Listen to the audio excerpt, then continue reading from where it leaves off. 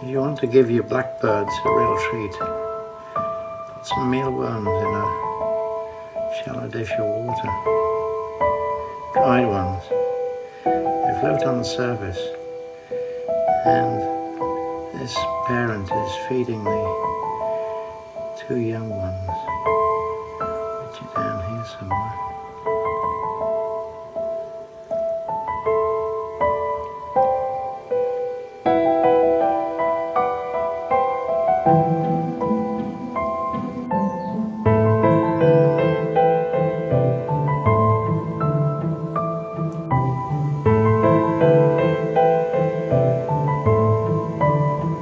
Time's about 7:30 in the morning.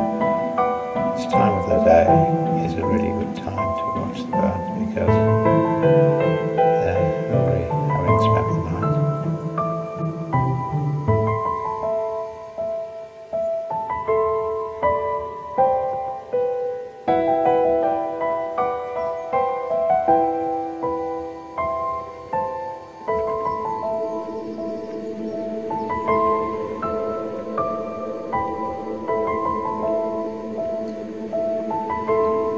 Enjoying the company